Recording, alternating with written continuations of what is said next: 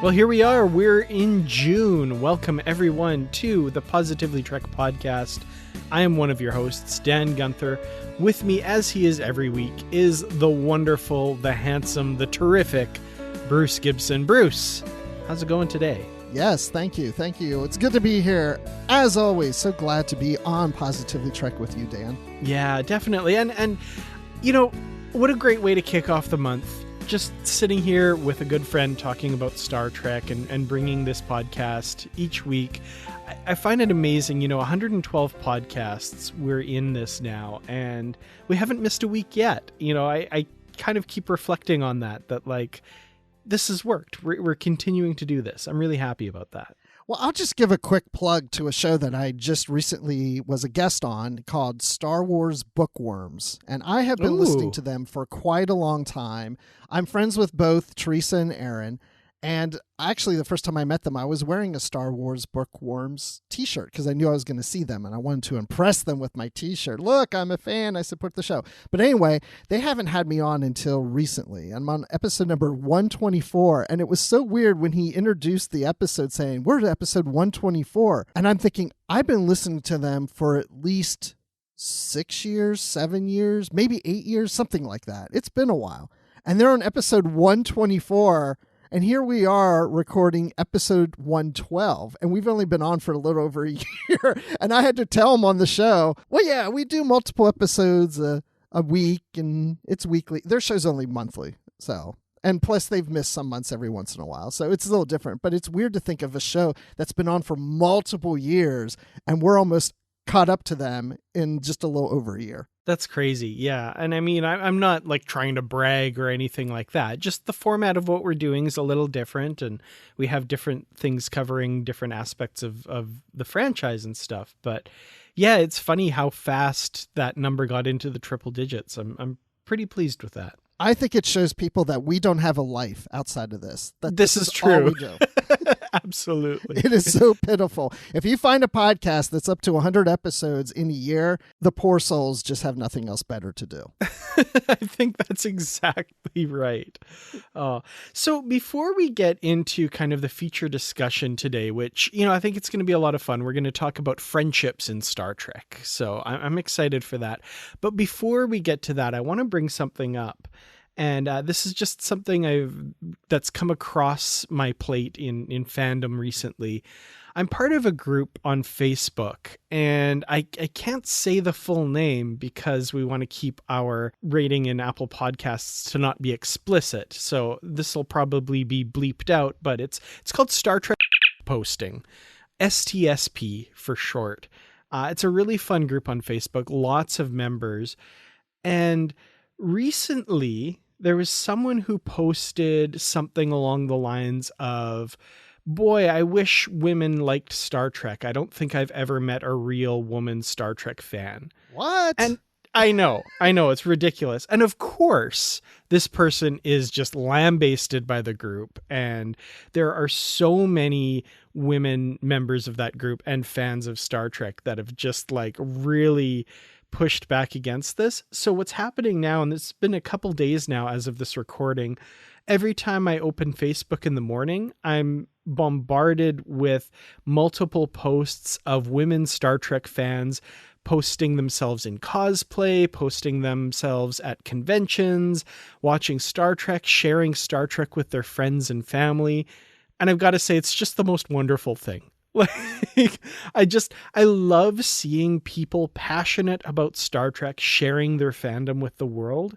And if nothing else, this idiot who posted this thing has kicked that off. So I'm thankful for that because I'm loving seeing all of these posts and stuff. So if you get a chance and if you're, don't mind crude humor and stuff, check out that group on Facebook, STSB, Star Trek Posting. It's a lot of fun, and I just love the community there for the most part. There's always some, people that pop their heads up and act like idiots, but the group is generally very good about kind of quashing that and focusing on the positivity of the fandom, which of course is what this podcast is all about. So I feel like it's a really good fit.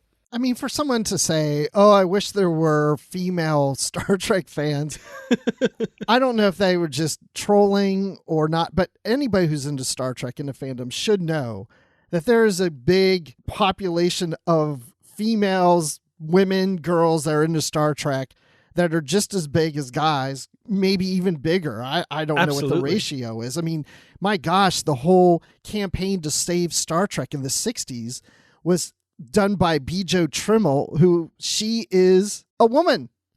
Yeah. And I mean, if anything, from what I've read from the early days, especially of Star Trek, it was the women that were really keeping it alive with the fanzines and fan fiction and clubs and stuff. I mean, men were doing that too, but it seemed like a lot of the women were really behind those. Absolutely. And I'm so glad you brought up Bijo Trimble, because I would love to do kind of like a focus on her for an episode at some point, because her story is incredible. Her and her husband, but mostly her, were really behind that push. And it's so cool. Such a cool story and such an amazing woman. So I'm so glad you brought her up. Yeah. I mean, come on. Fandom is everywhere. So I don't know where this guy's coming from, but that was an interesting post, Dan. I wish I would have seen that. There's every so often there's somebody who just sticks their neck out, and the group's response to them is always so much fun. And you'll see posts like months later referencing people being idiots. And if you've been in the group for any length of time, you're like, oh yeah, I remember that one. Well, yeah, even documentaries about the conventions and stuff. It's not like all you see is a bunch of guys. Yeah, you know, absolutely. Like if you've ever been to a convention, just stick your head up and look around. Like I don't get where he's coming from, but I'm going to introduce him to the Trekkie girls, and then he'll know. There you go. Yeah, absolutely. Hey, that's another group of people we have on our list of people to approach to be guests. Yes, so. That would be fun. They're a lot of fun. Yeah, they're really cool. Well, let's move on to our main discussion topic this week, which, like I said, is the friendships in Star Trek. And in this case, I'm talking about like the platonic buddy-buddy type relationships that we see throughout Star Trek. I have a list of pairings, and Bruce, you and I were talking before we started recording, and I'm really curious to go through this list with you, because you were saying, maybe I'm missing a couple, and maybe there's one or two on here you don't quite agree with. So full disclosure, I came up with this list by myself. Bruce hasn't added or put anything in, so he's going to surprise me with some of his insights on this. So this should be a lot of fun. That's right. I'm ready to go into this. It's going to be interesting because I know we're going to miss something that totally. People are going to point out to us, or people are going to point out that we're wrong on something. Yeah. Oh, for sure. Those two hated each other. What the heck are you talking about? They're never friends. Yeah. So I think let's do this chronologically. So let's start with the original series, because there's one friendship, and I guess I'm starting with a heavy hitter, bringing out the big guns first of all. We have Kirk and Spock, which has kind of been shown to be like this quintessential friendship, this relationship, the famous "I have been and always shall be your friend" at Spock's death in Star Trek II, The Wrath of Khan. That kind of line has resonated through their relationship and that sort of thing. So Kirk and Spock, what kind of friends are they? How do you rate them as bosom buddies, I guess? I used to love that show, Bosom Buddies, with Tom Hanks and Peter. Oh, gosh, I forget his last name. Anyway. That is what popped into my head, too, as soon as I said that. But when I think of Kirk and Spock, to me, they really represent the idea of friendship that has carried on through Star Trek. They're the ones that started it all, I mean, the fact that in some ways they're opposites, because Kirk is so passionate and he can be full of so emotion, and Spock is that logical, more reserved person, that I feel like they complement each other really well. And there's that manner of respect between the two of them, that I think that they see something in each other that they wish they were more of, in a sense. That I think that's why they get along so well. So it reminds me of when I started at Penn State University. When I was in the dorm, I was roommates with a guy who was in the military. And he was all, regimen, and everything has to be in order, and shoes polished and everything clean and orderly. And not that I was a messy person, but my bed wasn't necessarily made every day, especially you couldn't bounce a quarter off of it, and I was more this goofy, immature guy. But what started to happen is we were complimenting each other, and we became really like the best of friends, that we then got an apartment the next year together and all that. And I remember years later, he said to me that he has become more loose and feels like he can be a little more fun and loose than he used to be and joke around more. And I became a little more serious and regimented and made my bed more and stuff. So we kind of compliment each other and inspired each other and kind of met in the middle. So I kind of think of that like with Kirk and Spock. I like that. That's really insightful, especially your idea of them seeing something in the other that they wish they themselves had. They really are kind of two sides of a coin. I don't know if I want to say the same coin, but they're kind of the yin and yang a little bit. There's some other relationships that kind of factor into that as well. But, Kirk and Spock really do have this kind of things that fit into each other. And I know I said earlier platonic relationships, and there's a certain segment of fandom that will jump down my throat for not mentioning Kirk, Spock / fiction. But, we'll put that to one side because that's non-canon. But, I acknowledge that. But Kirk and Spock, the whole, I always think of the scene in Star Trek II, The Wrath of Khan as well, from earlier in the film, where an emergency situation arises on Regula. They get the distress call and Spock says, "Of course, Jim, the ship is yours." And Kirk says, "No, that won't be necessary." And Spock says, "You proceed from a false assumption. I have no ego to bruise. Commanding a starship is your first best destiny." Like, Spock sees Kirk for who he is. He sees the real person and the true depths and knows him, and only a true best friend knows another person quite like that, I think. So it seems like in the movies is when that's mostly played up, their friendship, but it does peek out in the original series as well. So I love these two. Well, we could be on this all day, so we'll try. I'll try to move beyond. It could be its own this. topic. Yeah, but it made me just think of something that I know some people are going to roll their eyes at. And Dan, you may even roll your eyes at me for saying this, but when it comes to the Kelvin timeline movies, okay, we see the beginnings of their friendship, of them meeting in the first movie. And then when we get to Into Darkness, we see that similar type scene on The Wrath of Khan where, Kirk's on the other side of the glass dying and, all the criticism behind that. But forget about the criticism. Let's just look at what was put together in the writing of this and this story. And the way I always viewed that scene is it does seem too soon for them to have that close of a relationship, that kind of meaning. But there was always something that I saw in the first Star Trek movie when older Spock had his mind meld with Kirk. Mm-hmm. And I think what Kirk learned from that is he tapped into how much of a friendship and that emotion between Kirk and Spock had in that original timeline and how their friendship built, that I think he gathered from that experience of, oh my gosh, Spock is so important to me, or will become so important to me. And I think in the year leading up to Into Darkness, Kirk really worked with Spock to build a friendship and to show Spock that he's there for him in Spock's need of losing Vulcan and his mother.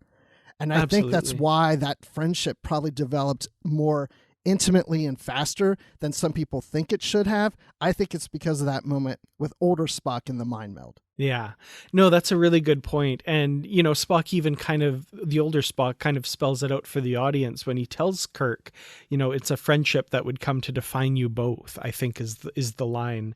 And yeah, that's a really good point. I really like that for sure. Now, for all I know, the writers didn't intend that, but I just saved them. I love it. Absolutely. So this is a bit of, might be a point of contention now, kind of moving on from this, because I was trying to come up with other friendships in the original series. And the original series is such that the leads were basically Kirk, Spock, and McCoy. And, the case could be made for Kirk and McCoy, of course, and Spock and McCoy. But I was trying to kind of think outside the box there a little bit. The minor characters are ones we don't get a lot of time with, but I think there's hints that there might be a bit of a friendship between Sulu and Chekhov. So I did put them on the list here. A lot of this is from sources outside of the films and television. We see them kind of hanging out in the comics and having a friendship that way.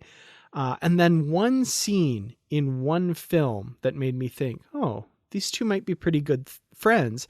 That's Star Trek V, The Final Frontier.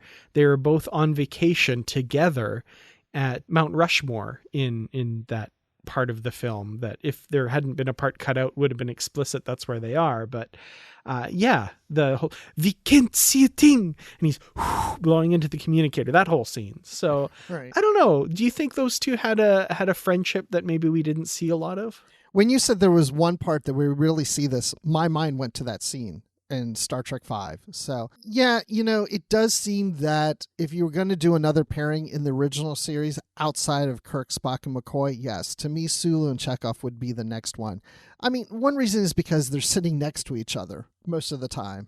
They get the little banter every once in a while in an episode. I'm like, oh, they're kind of jokey and friendly with each other. Yeah. And they dress the same, like twinsies. Exactly. But yeah, I would pair them together, but it's not like the pairing we've seen in some other series, which we'll talk about later. It's not that strong because we don't see a whole lot of off time between the characters like we do with some other series to see what that friendship would really look like. But it does seem like they would be the right pairing for this category. Yeah, I think so. I agree. So original series wise, are there any that I didn't talk about that you want to bring up? Okay, so before we started the show, I told you, Dan, that there was a couple in here that I feel like should be on the list, and you kind of already mentioned it. So I do feel like Kirk and McCoy should be on this list. I feel that Kirk really relies on McCoy a lot for the type of conversations and friendship that he can't get from Spock. You know what I'm saying? Like, these are my feelings, where maybe Kirk can't talk about his feelings as much to Spock because Spock's not going to really understand, but he can go to McCoy and express his feelings. Or McCoy can come to Kirk and say, Jim, I know where your heart is. Jim, you should be doing this. This is who you are. I think that McCoy really understands Jim. And they had a relationship before he took command of the Enterprise. So they have an older friendship. But you also mentioned about the triad, which also I can see the Spock and McCoy thing too, because that was also in the back of my head. Especially after I just recently read the Lost Years novel, and there's a scene in there where McCoy and Spock realize that they really are closer friends to each other than they feel that they are to Kirk. In that book, they come to that realization that they really need each other. So yeah, you can argue the three, and each combination works. But I would definitely say Kirk and Spock, followed by Kirk and McCoy, followed by Spock and McCoy. Yeah, that's a good point. And, the more I think about it, there's so many great scenes between Kirk and McCoy. And one thing when I was putting together this list, I completely ignored and didn't think about the Kelvin timeline. And I think that relationship between Kirk and Bones in the younger years that we see there, I think is very pronounced as well. But for example, I think it's the episode Balance of Terror, Kirk and McCoy are in Kirk's quarters and they're just leaving. And McCoy says, in all the galaxy, there's a million stars and a million I and in all of them, only one of each of us. Don't destroy the one named Kirk. And that scene, I'm like, wow. Like, I love that scene, first of all. And second of all, like, you get the feeling of that depth of friendship there that has to exist from before they were together on that ship. Like, they seem like old souls together. I was thinking about that scene. Yeah, I was thinking about that earlier when I was talking about Kirk and McCoy. A lot of that scene defines it. Although I did think of another pairing that I hadn't thought about until just now. Oh, okay. It's got to be Scotty and Keenser. See, again, yeah, I totally disregarded the Kelvin timeline. Not on purpose. I just kind of forgot about it. So, yeah, that's a good one. Yeah, when we start saying Kelvin timeline, that one popped in my head. Oh, that's great. Yeah, they're good pals. I like that. Yes. That's not a claim and frame. Get down. Well, let's move on to Star Trek The Next Generation. And I'm going to say what I think is probably the biggest buddy-buddy friendship from that show. There's a few, I think. But I'm going to go with Data and LaForge. They're an interesting one because of Of course, Data is very unique. He's not human. He's a supposedly emotionless android.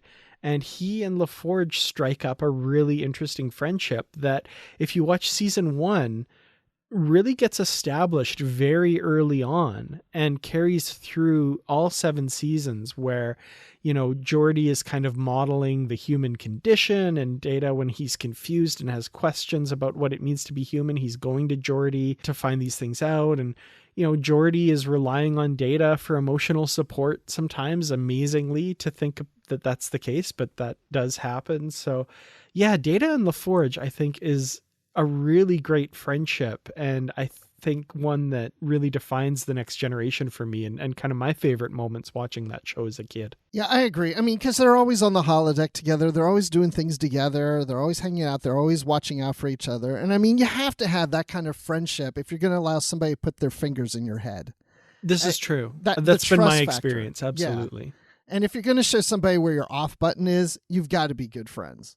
Yeah, definitely. But I do agree. I mean, I think they're the most obvious of TNG, is that friendship there, because we see the off hours relationship between the two of them more so than any other characters. So much so that I've seen online one of the criticisms levied at Star Trek Picard was them focusing so much on the Data Picard relationship and saying, like, Geordi should have been there for a lot of that. And I don't necessarily disagree. I don't think that's the story they were trying to tell, but at the same time, like, yeah, this was an important relationship, and I could see Data wanting to make that connection with Geordi at some point. But yeah, I think it's a very important relationship for Data's life. I mean, Data can have more than one important relationship. He has an important relationship with Geordi, LaForge, Sore. But the thing is, the difference to me is, yes, there's kind of a friendship between Picard and Data, but it comes across more to me almost like, I don't want to say big brother, but more like a father-son type thing. Like, because Picard was a captain, like he's Data's mentor, and I think Picard felt like his friendship with Data was more of mentoring him. And then Data respects Picard so much through that mentoring that he's really willing to sacrifice himself for the professor. You know what I'm saying? For his teacher, for the guy that leads him, this like almost like father figure. I'm not saying it's a father-son type relationship, but it leans more that direction than with Geordi. Geordi and Data seem like they're just more buddies. Yeah, that makes sense. Like, yeah, pals, right? Yeah. So, moving on to another buddy-buddy relationship in the Next Generation, and we haven't seen women pop up on this list yet. Certainly in the original series, I guess you could say we get little hints of maybe a friendship between Uhura and Chapel or something like that, but, by dint of them being the only women that are even kind of tangentially focused on at all. The Next Generation, we get that turned around a bit with a pretty strong friendship between Crusher and Troy. So, we see hints of this throughout the series. It's not one that's really tightly focused on, but we see them working out together. We see them sharing stories together. Dr. Crusher confiding in her about a certain ghost candle incident. I don't know. We do see them kind of hanging out off duty and stuff, though. Yeah, they stretch together. They do their exercises together. Yeah, I can see this friendship. We didn't see as much of this as we saw of the Data and LaForge in the series, but they are in the main cast, they're the two only women, and so of course they pair them up quite a bit. Yeah, their roles are interesting. I mean, they're both in the sciences, so that's good, but they also have a good relationship, a very intimate, not romantically necessary, at least at this point, with Picard. I mean, Troy, because she's his counsel, his counselor, and all, she is in tune with him in very private moments of discussion of how he is dealing with things emotionally and his relationship with the crew and other things, where Crusher has more of that budding relationship of friendship with Picard, that there's the romantic hints there that continue on. So even that ties them together a little in some respects. But Crusher is a mom where Troy's not. I know she briefly was in one episode, but, again, it's like they can maybe relate in that way too. I don't know. I mean, it's just like you said. I mean, it's like they're the two main women of the cast, so it makes sense. Yeah, and I think I would have liked a little bit more exploration of that. Yes. But the few moments we do get, I really enjoy. So, for example, when Troy is talking to Crusher about her experience being in command of the bridge and that inspiring Troy to take the bridge officer's test to become a commander. Just those little moments like that. I would have liked to have seen more of that for sure. Yeah, I agree. I think they could have done more with that. I would have liked to have seen more of the two of them together. I think the new book that we're getting later this summer, I think focuses a little more on that. That's true. Shadows Have Offended by Cassandra Rose Clark. I'm really looking forward to that, especially as a newcomer author to the Star Trek universe. Not an established author in her own right, but first time writing a Star Trek novel. So yeah, I'm excited to see that. A Crusher Troy focus with some Worf thrown in is kind of how it's been marketed. Yes, we always throw Worf into everything. Speaking of throwing Worf into things, I was trying to think of another kind of friendship, buddy-buddy relationship in The Next Generation. And one that kind of came to me late that I was, hey, that's kind of a thing. I was thinking of Riker and Worf. And this one maybe not, it doesn't immediately jump out as like they're really good friends, but if you kind of look at a few episodes, there's definitely that friendship there. So going from early on, I'm thinking in season 2 when Riker was going to serve on the Klingon ship. There seems to be this kind of camaraderie between Worf and Riker about that. Worf invites Riker to do his holodeck exercising on the holodeck back in season 2 as well. Riker's speech to Worf when Worf wants to kill himself because he broke his back in ethics. There seems to be a really strong bond there. And then the one that really gets me every time is the episode The Outcast. Riker wants to save Soren from her society's imposing androgyny upon her, I guess, is kind of how it works out. And Worf is the guy that goes with him to rescue her. And I'm like, he was willing to go with him and break Starfleet rules and just on the say-so of Riker. They're pretty good friends, I think. That's interesting. This is the one that I was not sure about. Like I kind of thought so. Yeah, I mean, I do think they're friends, and I think all the crew members are friends to that respect. But like you said at the beginning of this, are these people, pals? I can't see them palling around as much. Like I think they're friends, but not that close. Especially Worf, when he takes Riker's girl from him, I was going to say, there's a bit of jealousy towards the end of the series there, isn't there? Yeah, and I don't know. And I think in a lot of ways, Peter David's Imzadi books kind of influenced my view on this a little too. But no, I mean, they're definitely friends. I just don't know if I would put them on here as that close of friends like the Data and Geordi relationship. I wouldn't put it up to that level. I wouldn't even put up to the level as the Crusher and Troy. In a lot of ways, I know why you didn't include this, but Picard and Crusher, meaning Beverly, not Wesley, but Picard and Beverly Crusher and Riker and Troy, there's the hints of romantic interest between both of them, but in the series itself proper, both those couples never really get together. But when we see Picard and Beverly having dinner together in Picard's cabin or whatever, there's that kind of friendship, but again, they hint to the romantic side, and of course, when we get to novels, those involved, and of course, when we get to Nemesis, of course, Riker and Troy get married. So I know why we wouldn't necessarily include that on the list. Yeah. I do want to do an episode sometime of like the romantic pairings, whether implied or, whether they will, they won't, they. I think that would be a fun episode as well. And that is kind of why I was holding off on those. So, yeah. Okay. Well, I'm writing that down. Well, I guess that kind of takes us from The Next Generation. You could make arguments, like you said, everyone was kind of really friendly on that show. You could make an argument for Riker and Data, you could make an argument for, I don't know, maybe that's it, I guess. But well, Wesley and LaForge and Wesley and Data. Yeah, that's true. There's that kind of a mentor thing there, but also, genuine friendship, I think, as well. I was trying to think of like, how can I slot Pulaski in there? And it wasn't really happening. So, even Ensign Rowe, I don't know. Ro and Riker, they kind of spar, but maybe it's Yeah. because they really like each other. I don't know. But anyway. Yeah, Ro and O'Brien. Yeah, Ro and Geordi because of their shared experience in the next phase. I don't know. All kind of stretching at that point, I think. So Ro doesn't have friends. no. Ro and Guinan, maybe. Oh, that's a good one. I like that There we one. go. Yes. Yeah, I kind of like that too, actually. Actually, Picard and Guinan. I just thought of that too. So yeah, we could really go deep on that. So Picard and Guinan, you know, as Guinan says, they were more than family, more than friends, you know, like they're a really close relationship. And I like Ro and Guinan. I never thought of that. No, I like that one. That's a good one. Yeah. I like that one. Because Ro is a favorite character of mine. Oh, So, me too. Michelle Forbes is incredible. Yeah. She can do no wrong. When I said, oh, Ro doesn't have friends, I was hoping nobody would take it as like, oh, Bruce obviously doesn't like Ro. No, she's one of my favorites. Oh, me too. Absolutely. That's cool. Oh, I'm glad we got her in there somehow.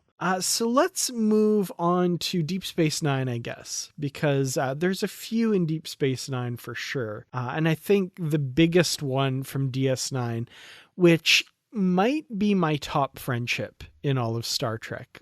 Just my favorite pairing of two people. O'Brien and Bashir, I think, are just a terrific friendship. We see in season 1, O'Brien cannot stand Bashir. Bashir is so annoying, and we get these scenes of them just like really bristling. And then by season 3, we see that kind of melting away and the evolution of this friendship. And then by season 7, they're just inseparable. They are the best of friends. They play together. They do all kinds of fun stuff together. They take down Section 31 together. You know, all of this stuff. And that hug between them in the final episode just gets a little bit of a glisten of a tear in the corner of my eye, because I buy these two as friends. And I think it's because we saw that evolution over 7 years. It felt so real that these two people become such close friends here. This is a friendship that I would name near the top of my list if you ask me for the closest friendships in any of the Star Trek series. And it's to everything you just said. And you know, they bicker with each other, but they always got to hang out together. And we've seen times where Keiko gives O'Brien permission to go play with his friend. You know, it's almost like, you know, there are a bunch of, you know, 7-year-olds or, you know, 10-year-olds or something hanging out at times, and they are on holodecks or holo suites together and stuff. Yeah, I mean, it's the thing I love about that relationship is how it started off, where O'Brien's like, ugh, this kid, he thinks so much of himself, and you know, and just Bashir drives him crazy, and Bashir is so determined, like, hey, like me, and hey, look at me, and O'Brien's just rolling his eyes. And then they become like the best of friends, to the point that, you know, they don't even want to separate from each other at the end. I love it. It's a fun relationship. I could see more episodes with just the two of them together, or read books about them together. They're fun. Yeah, absolutely. And this is another one that I think could be the subject of an entire episode where we talk about Bashir and O'Brien and their friendship, because it's just so deep and abiding, and I love it. You know, that scene where they think they're dying. And, you know, Bashir says, you know, I you love your wife, but I thought, you know, maybe you just like me a little more. O'Brien's like, but I love my wife. Oh, yes, absolutely. No question. It's such a cute scene. I love that one. So.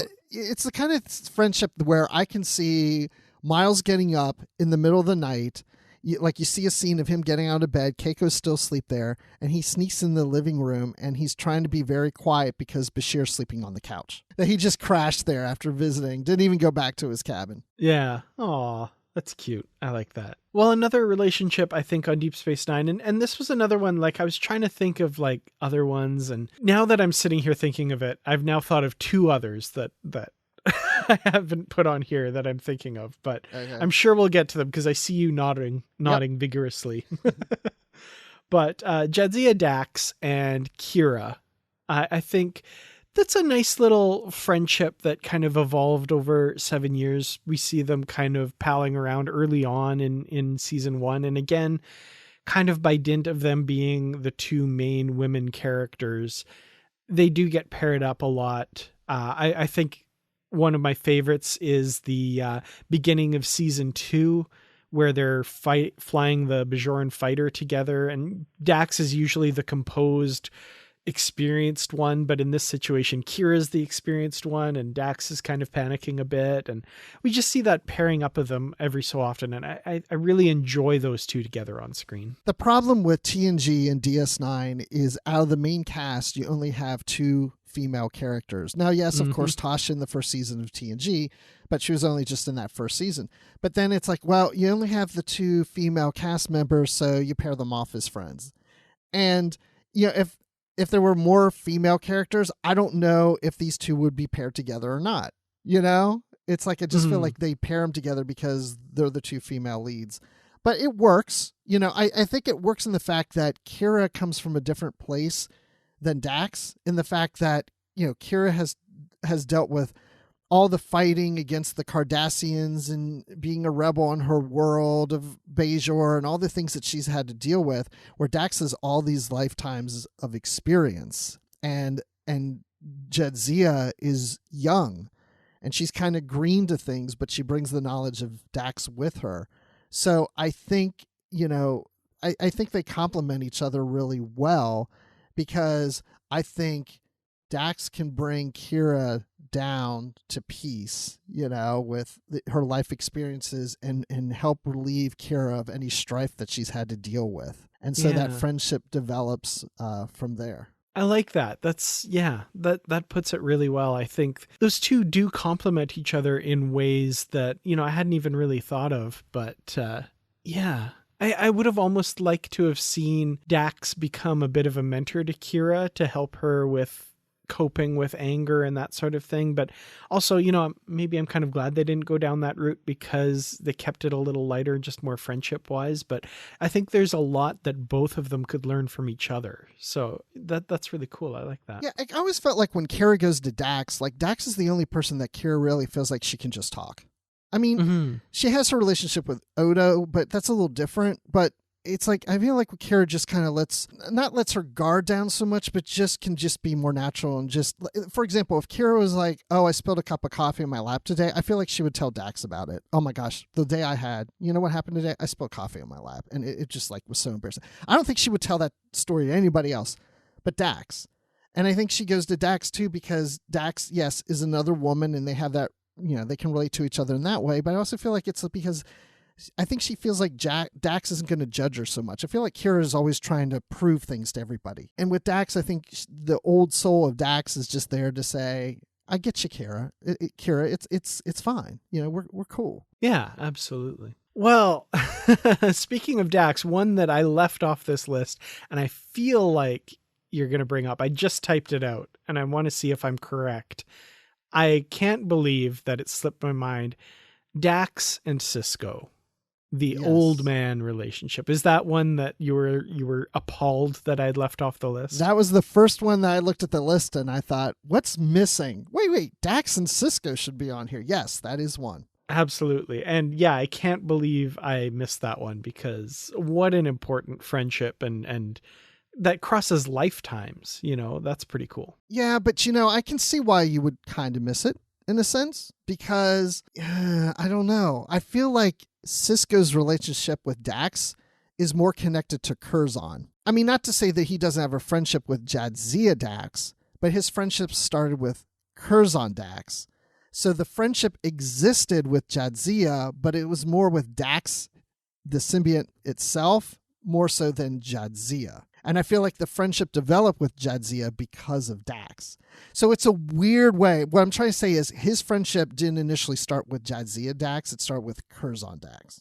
I feel like it evolves into its own thing, though, if that makes sense. Because, we do get, of course, Sisko calling Dax old man throughout the whole series. So there is that still foundation of that relationship. But he does say a few times that his relationship is different with Jadzia than it was with Curzon. And by necessity, it would have to be. It's such a changed circumstance. And, we see them playing chess together. We see Dax going to Sisko for advice when her ex-wife of a sort comes to the station, and they really do rely on each other for a lot of comfort and advice and wisdom and that sort of thing. And I love that it goes both ways, because I imagine when it was Curzon and Sisko, it was pretty one way. Like, Curzon was a mentor to Sisko and much older, but now they're on a little bit more of a level playing field and they both go to each other for advice. I think that's really cool. Yeah. Again, I think it's a lot of it has to do with Dax, but they develop a new type of friendship because it's now Jadzia, so. But I feel like the closeness and the bond was first there with Dax. If Dax hadn't been there, it would be a totally different relationship between Sisko and Jadzia. I don't know how it would have played out. Well, I'm curious. Was there any more from Deep Space Nine? I have one in the back of my head, but I might put it in a different category. So we'll see what you're thinking here. Okay, I'll throw one out at you and see if this is maybe what you're thinking of, but I don't think it is, because I don't know why you would put it in a different category. But Jake and Nog. Oh.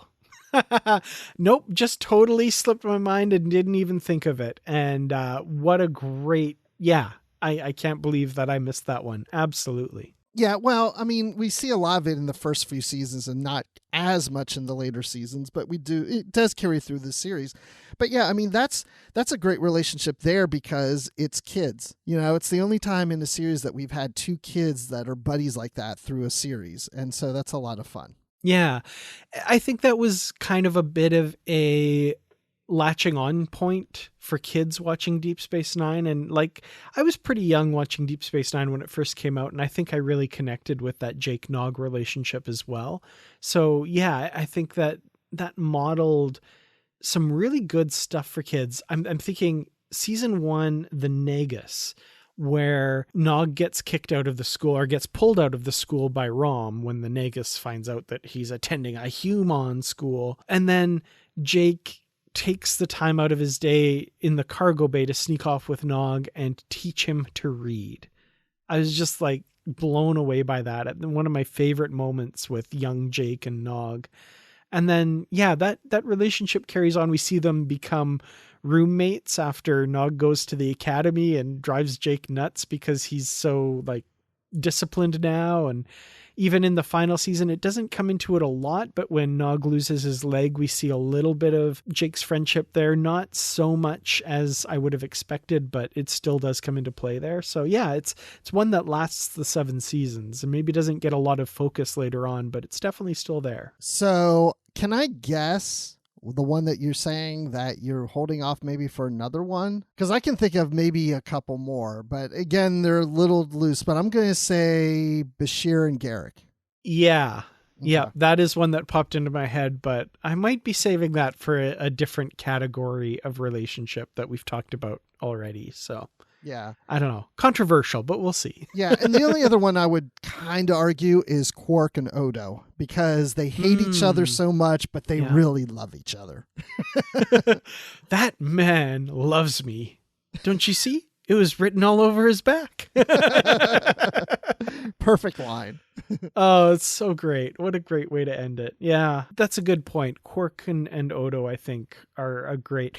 Deep Space Nine is just so rich with characters and relationships and stuff. Like, we could go on all day, I think, about Deep Space Nine and find 5 or 6 more. But yeah, it's so awesome. Yeah, I'm sure there's a lot more we could come up with. Well, let's move on then to Voyager.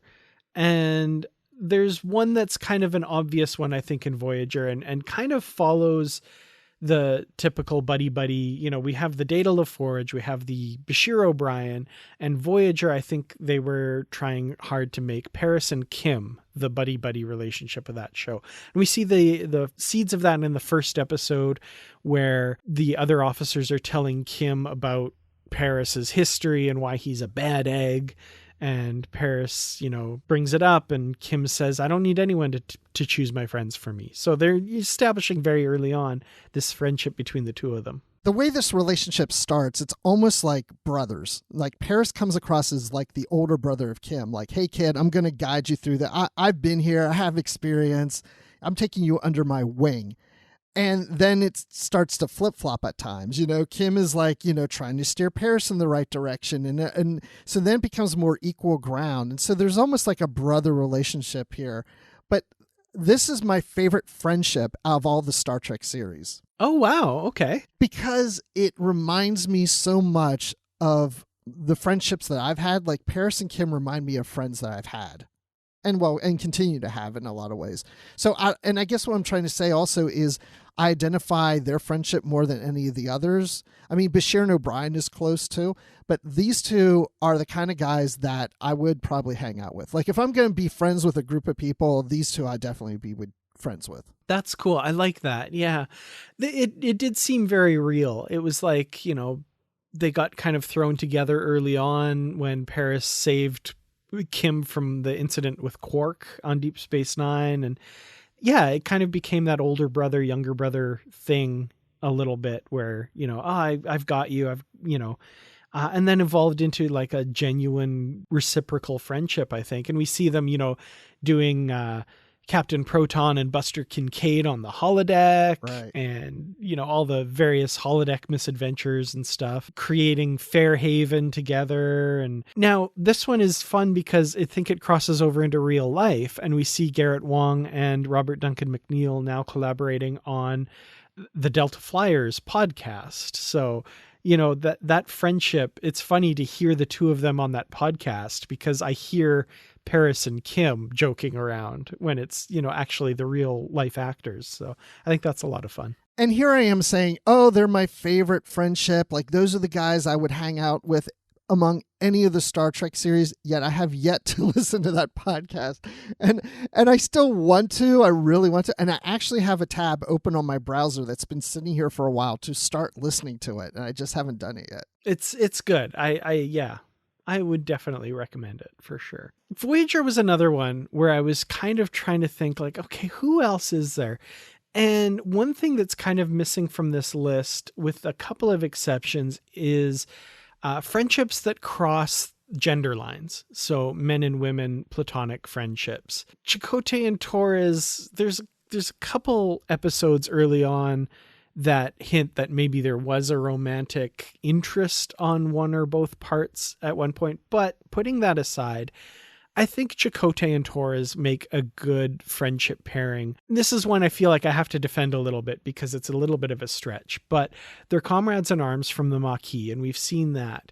And then there's certain episodes where the bond between the two of them, I think, does play a role. So for example, when they find out that the Maquis have all been wiped out by the Cardassians and the Dominion, Torres goes through a depressive episode where she's doing self-harm basically on the holodeck. And Chakotay is the one that kind of grabs her by the arm and gives her some tough love and says, what are you doing? You can't do this, and all that stuff. And that episode in particular is one that I'm focusing on. It's Extreme Risk is the name of the episode. And it just showed to me that, like, he's her first officer. He's also, her commanding officer from when they were in the Maquis, but there's also this bond between the two of them where, he's not going to go to the captain and put her in for discipline. He's going to put their friendship on the line for what he feels is important to help her out in that moment. So I don't know. There's other examples from across the series as well, just little moments between the two of them. But that for me kind of defines their relationship. I agree. It's a lot of ways when I define these bonding relationships. And remember, they're all friends. We get, all the different crew members. We're talking about the ones that are just like buddy pals, like, or the ones that they turn to. And I can see before Torres gets involved with Paris, who would Torres go to if she's having a bad day? Who's she going to confine in? Chakotay. And I think Chakotay the same. Chakotay maybe even a little to Janeway, but I think it's more of a friendship with Torres because they have been in the situations they had in the Maquis. And I feel like that they brought even closer together because they still represent the ex-Maquis on this crew. And so they turn to each other for advice on how to lead that group of people to blend more into the crew. And I do feel, there's a close relationship there. I think they understand each other's passions, that they're willing to go above and beyond what is the norm. And if they have to be rebels against that, they'll do that. So they have that understanding of each other. Yeah, I like that. And they have this kind of bond outside of the Voyager command hierarchy. Like even very early on when Chakotay is pushing for Torres to become chief engineer because he really believes in her, and Janeway's like, that angry young woman? No. But, Chakotay will go to Torres and say, I'm trying to do this and you broke that guy's nose and you've made this a really bad day for me, Torres. Like, I don't know. I just, the way they interact, I really enjoy that. I think it's definitely on a level of friendship for sure. Yeah. And I would almost argue, the more I think about it, Janeway and Chakotay, I think, developed more and more of a relationship, a friendship. Mm-hmm. I mean, and then again, it's almost like the Picard Crusher thing, Well, it seems to be there's some romantic interest there, so that's why you almost don't want to put this on the list. But one thing that you don't have this list that I would put on is Janeway and Tuvok. Oh, man, that's a good point. I see. This is why it's necessary to have a good co-host that counterbalances, because you think of these things that I don't think of. And then when you bring them up, it seems like so obvious. Like, why didn't I think of that? I love watching your face light up. Oh, yeah. Yeah, Janeway and Tuvok.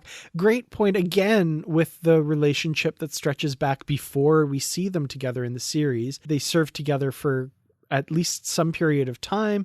They know each other very well. And yeah, the very tender moments between them as good friends, as tender a moment as you can get with a Vulcan.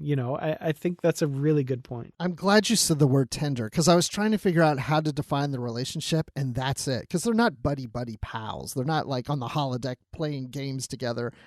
But yeah, tender moments. When they need those moments, they go to each other. Again, if Janeway's having a bad day, more than likely she'll go to Tuvok, maybe Chakotay, but for the most part, she'll go to Tuvok, and vice versa. But, who's going to celebrate Tuvok's birthday, even though his age changes all the time? It's going to be Janeway. I'm glad you mentioned the age changing thing, because that bugs me. If you do the math in one episode, he's over 100, but in another episode, Janeway's like, oh, you're almost in the triple digits. And I'm like, wait, no, what? Anyway, that's a whole nother thing. We'll do an episode all about ridiculous mistakes that bug me about Star Trek. Oh, could you put a list together? Because I can always make them work. That's what I like to do, is make them work. And I have an answer to that, but I'm going to save it. Ooh, I like it. Okay.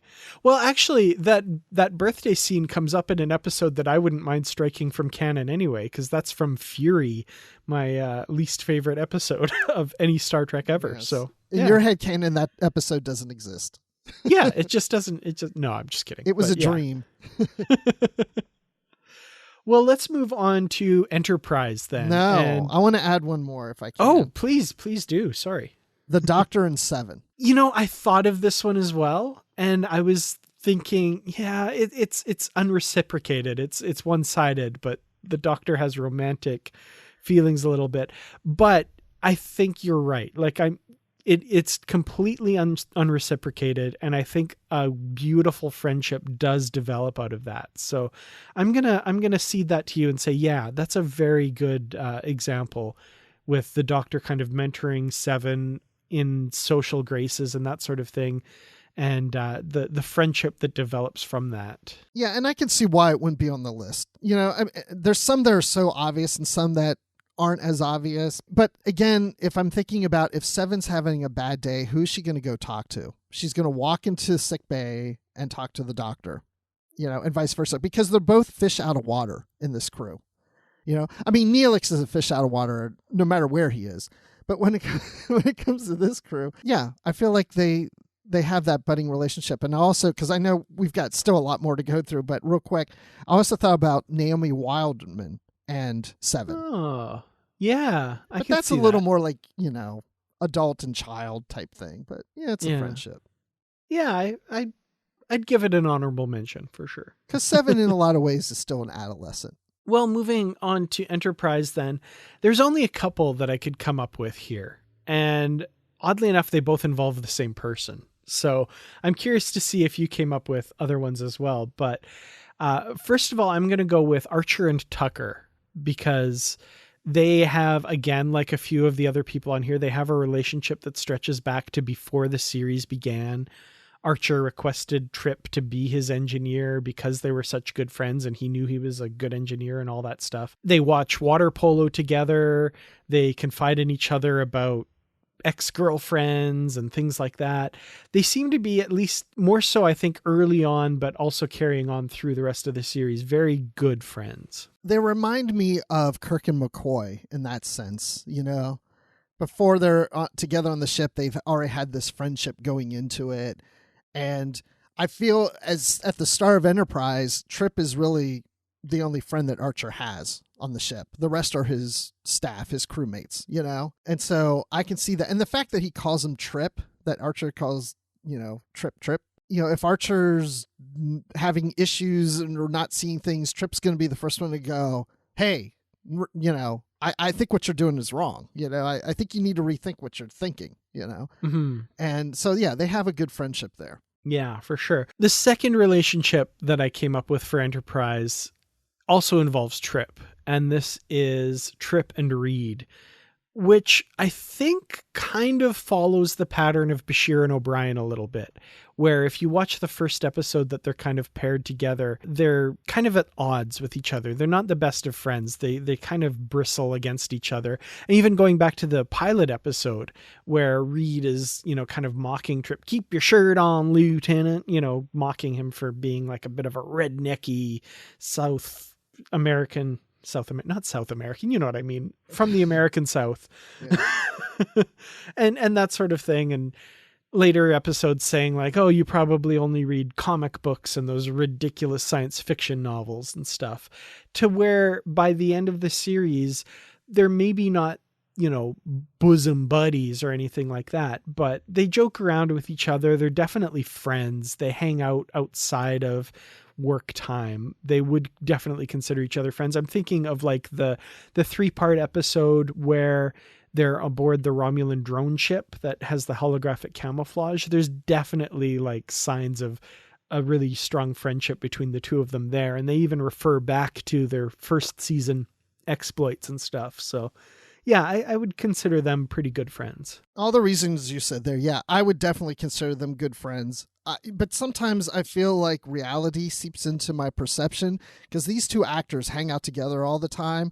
I saw them at an Atlanta bar, so like having too many drinks and hanging out and flirting with women. It was crazy. At other conventions, I've seen them together. They're always buddying around. I hung out with them for a brief moment at one of the STLVs, and Brent Spiner came up. Yeah, these guys are always like together. So like in real life and on the show, yeah.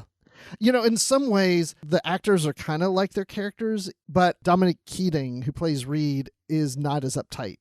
No, definitely not. Were there any from Enterprise that I missed? Actually, there's one mention I want to make from Enterprise that is kind of more of a missed opportunity than anything. Ooh. I would have liked to have seen a better friendship between T'Pol and Hoshi. I think there's some hints of it in season 1, that they kind of want to go into a mentor-student type relationship with them that never really seems to emerge after that, which is unfortunate. I would have liked to have seen more of that. I thought about that too. Yeah, we don't see a whole lot of that. I agree with you on that. But I would put T'Pol and Phlox together. Oh, that's a good point. Yeah. T'Pol doesn't really have close relationships with anybody except for Trip, which is more a romantic relationship. But she's not really that close with many people. But with Phlox, like she's the one she's going to sit in the mess hall and talk to Phlox about things. Because again, as I mentioned, like with Voyager, like these two characters are the fish out of water. They're the only two non-humans on the ship. But again, it's not that budding thing where they're going to, you know, dress up as Vikings and play, you know? I mean, it's not like that kind of relationship. It's just that they're the only ones that, you know, because they're different, they kind of rely on each other. I like that. Yeah, that's a good point. And I have to admit this one completely slipped my mind. But yeah, there are some great moments between the two of them. Like you say, in the mess hall, T'Pol getting advice from Phlox, and, you know, some nice scenes in sickbay between the two of them discussing these crazy humans they're stuck on the ship with, and Phlox kind of giving a different perspective that helps T'Pol appreciate something a bit more. Yeah, I really like that. That's a good point. And I have one more for Enterprise. Oh, okay. And this is the best of friends. Are you ready? Archer and Porthos. I thought of Porthos as soon as you started there. I was like, Porthos and yeah, of course, Archer. Yeah, that's a good point. Man's best friend. Absolutely. And if you read the comics, Porthos once went back in time and saved Archer. So that's true. Yes. In the, what's that series called of comics? Was it Waypoint? Yeah, Waypoint. It was in the Waypoint comics. Yep. All right. Well, let's move on to Star Trek Discovery. And I had one major friendship from this one. There's another one that I could think of as well and give an honorable mention. But for me, I think Burnham and Tilly are two really good friends. They call each other, or Tilly calls Burnham Roomie. They're roommates and they very early on, Burnham kind of being a mentor to Tilly as she tries to advance her career to the point where she gets a captaincy, and that kind of relationship that comes out of that, I think, really defines friendship in Star Trek Discovery. You know, now that you mentioned that, I mean, yes, I definitely agree these two friendships. They would be the first that come to my mind when I think of Discovery, but that roommate thing reminds me of what I talked about earlier of my roommate situation in university, that same thing where it was like, you know, he was so regimented and I was a little more loose and carefree, and then, you know, kind of complement each other. You bring the best out of each other, you know, you kind of help the other one. And so I like that. It reminds me of that too. But yeah, I love their friendship. It's great. I mean, when they first met, I was like, oh, please, I hope they like each other in this series, and they do. So that works out really well. I think the honorable mention that I'd bring up as well that I didn't really think of when I was making this list would be Burnham and Saru. I think they have kind of a bit of a brother-sister relationship that's very, very contentious to begin with, exacerbated by the events of the first two episodes of Discovery. But going on from there and throughout the rest of the series, you definitely see the two of them kind of first mending fences and then becoming, again, that really close brother-sister relationship. Yeah, I can see that for sure. Because, you know, when we saw the first episode or soon the first season, I didn't know if they really liked each other, but it does show, and they've established that they've been through a lot together and that they really do care about each other, but they would also go head to head with each other if they need to.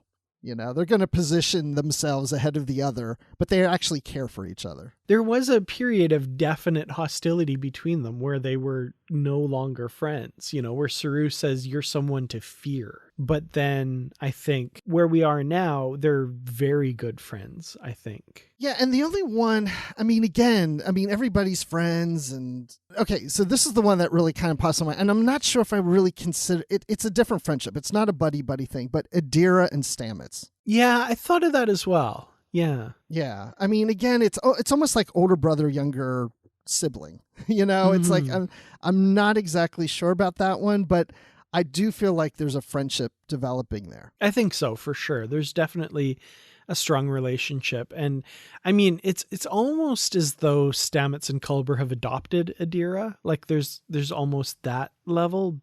It's like, for me, somewhere between big brother, little younger sibling, and parent child. It's not quite at parent child, but it's a little past brother and sibling, if that makes sense. Yeah, exactly. That's kind of what I'm thinking too. So yeah, I wouldn't put it on the buddy list, but yeah, it's a friendship. Moving now to Star Trek Picard. And at first I was like, I don't know. But then one immediately popped into my head and I thought, of course, this is a deep, abiding friendship, one that I love and the way it's portrayed on screen. And that is between Jean-Luc Picard and Raffi Musiker.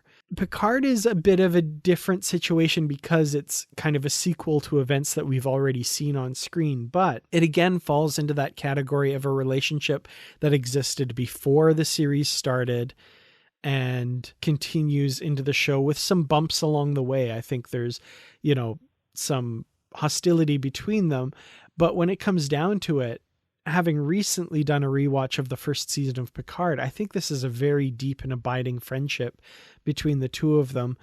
When, like in the final episode, they admit to each other they love each other, right? When Picard is about to die and Raffi says, I love you, and Picard can't say anything, and they separate and he turns on, Raffi, I love you too.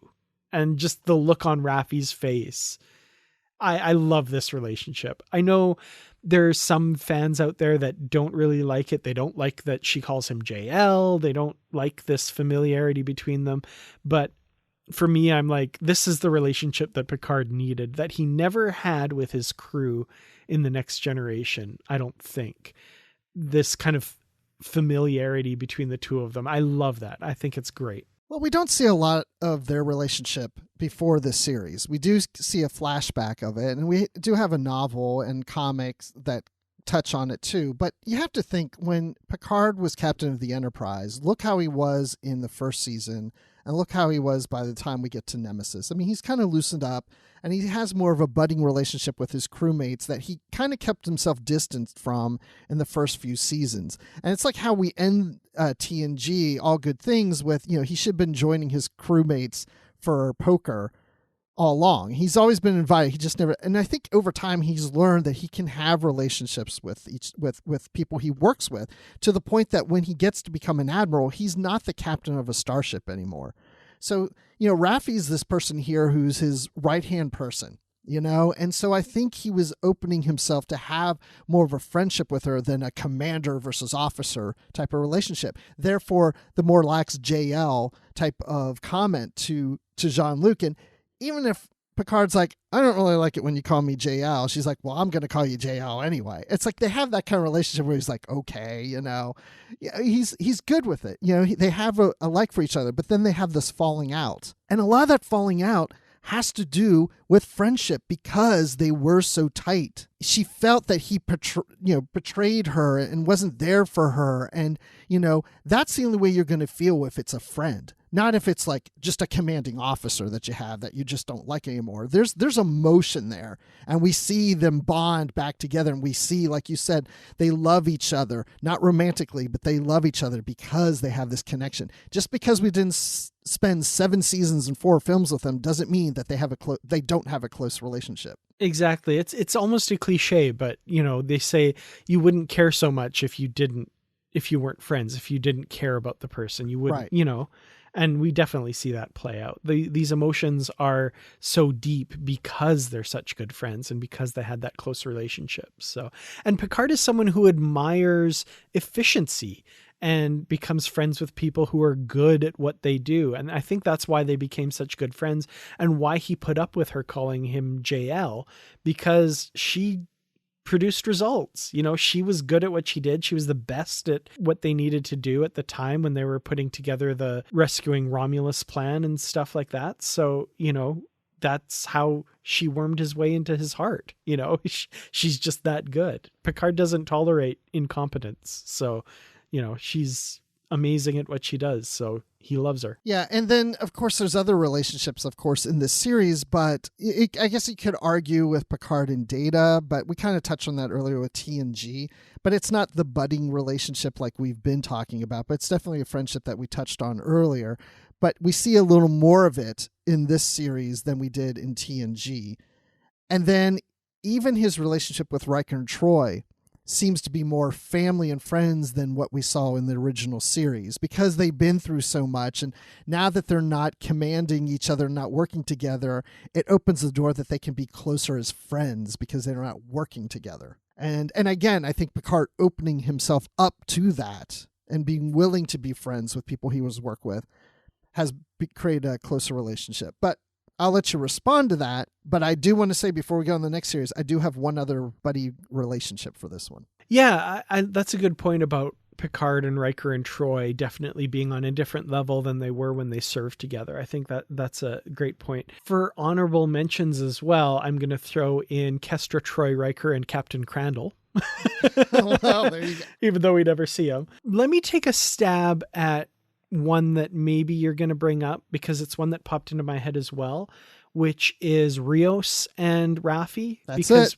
Okay, excellent. Yeah, we do see, again, they knew each other beforehand, and when Raffi is at her lowest point, Rios is there to help her through it, and vice versa. Later on, when Rios is emotionally compromised due to, finding out about the android Jana and what happened with his captain and stuff, Raffi is there to comfort him as well, and even consults with the room full of holograms to help try and figure out what's going on. So it is one that was like in my mind and almost on the list here as well. And I think in retrospect deserves a place on the list. I'll throw just one more in. Jabon and Laris with Picard. Oh, good point. Yes, absolutely. I can't believe I didn't think of those. Which is amazing that we're coming up with these different friendships for Picard that we don't have as many for Picard and TNG. It just shows that they've opened Picard up to more intimate relationships with people in this series. Yeah, absolutely. And he's at a different point in his life. And yeah. That's a good one. I can't believe I didn't think of them because they were two of my favorite characters in the whole series. So great point. Well, they're at the beginning, so it's hard to... Sometimes it's easy to forget somebody who's near the beginning of a series, than at the end. Well, let's move on finally to our final show that's aired so far from the Star Trek universe, Star Trek Lower Decks. And I think there's two very obvious ones here. First of all, one of my favorite relationships from all of the new Star Trek shows, Tendi and Rutherford. I think these two are so adorable together. There's a possibility that maybe there might be some romantic thing develop in the future. I don't know. I kind of almost hope it doesn't, because I love the platonic relationship between these two where they both just kind of geek out over Star Trek stuff. Like, that's honestly it. Like, Tendi is fangirling out over being on the Cerritos, and Rutherford is such a nerd and geeking out about things not working right and level 3 diagnostics and all that kind of stuff. I love these two together, and really anytime they're on screen together, it's so much fun. They're so innocent and so wide-eyed. They complement each other so well. They're the type that if they did attend a Star Trek convention, they would be in the corner with the schedule, each going like, oh, and then we can go to this, and oh yeah, and then after that we've got to go over to this room. Oh yeah, and then we got to get to the dealer's room because I want to buy this. Yeah, and then I'm going to buy this, and then we'll compare, and maybe we'll swap what we have and we'll share. And if you get this pin, I'll trade my pin for your pin. Like, I can just see them like that. It's like, they're just crazy. Yeah. I don't know what else to say about these two. Just, I enjoy them so much. The enthusiasm that they both bring to that, I think, is so much fun. Yes. They're a lot of fun, but they're not the only ones, Dan, huh? No, I would contend that on this list also Mariner and Boimler should be on there. So again, early on, contentious relationship, not really friends, but Mariner kind of imposes a mentor relationship on the two of them where she takes Boimler under his wing, whether he wants to be there or not. Over the course of the series, I think they get closer. They kind of understand each other a little bit better. Interestingly enough, at the end of the season, though, there's a bit of a split where Boimler goes off to the Titan and Mariner is not really happy with him for it, it seems. Again, though, I think this falls under the category of you wouldn't care so much if you weren't friends. So I think that kind of illustrates that they've become good friends by this point. As you're talking through their friendship, it's reminding me a little of the conversation we had about Bashir and O'Brien, of one wants to be friends and the other's not too sure and you're driving me crazy. That we may see in later seasons that these two are inseparable. And I love Mariner, and she's like one of my favorite characters, and not just in this show, but in all the other Star Trek series. Like, you know what? If I was hanging out with a bunch of friends, it would be Paris and Kim and Mariner. That would be an interesting time. Those would be my friends. And maybe Boimler might be in there too. And Tendi. Anyway, I could keep adding people, but anyway.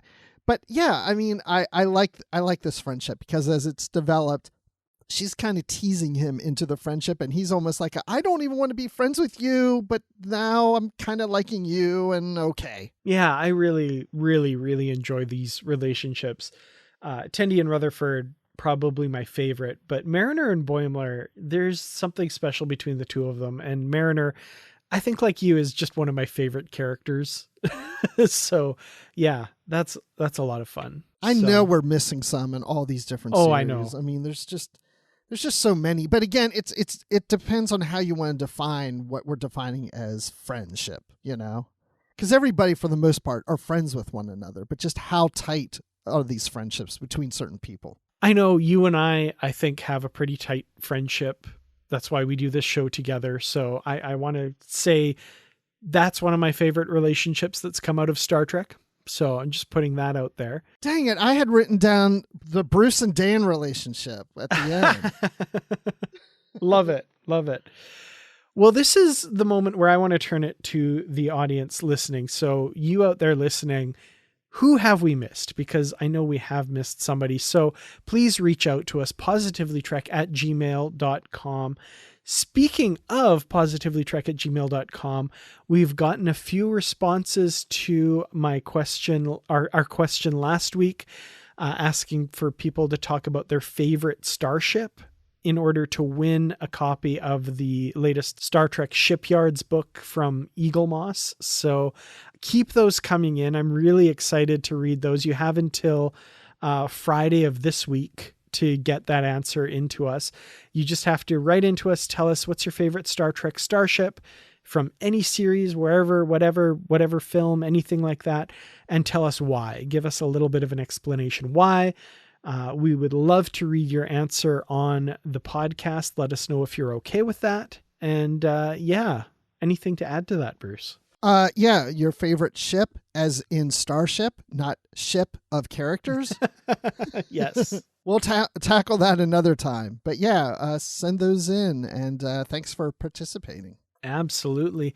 So, Bruce, where can people find you when you're not talking about the friendships of Star Trek? Well, I have been all over the place recently. I'm on Twitter at Admiral_Rex.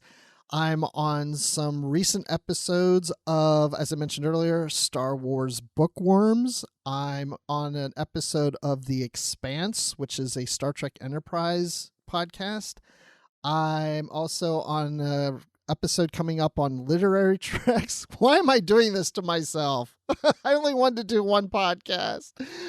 And then also, where else? And I'm occasionally on the Star Wars Report, but I don't know what's going on over there right now, but I'm sure I'll be popping up on there sometime soon. So that's where you'll find me. Awesome. You can find me on Twitter at Kurtrats. I'm also on YouTube at youtube.com/KurtratsProductions. You can find me on Treklit.com reviewing Star Trek novels, both old and new. And you can find the podcast at Positively Trek on Twitter and on Instagram, as well as the Positively Trek discussion group on Facebook. Just search for that. We will let you in. Great discussions happening there. We want to hear people chime in about their favorite friendships in Star Trek on there as well. And thank you all so much for listening. Thank you to the Patreon supporters for all of your help in bringing these episodes to you. We will see you in the next episode. Until then, as always, stay positive.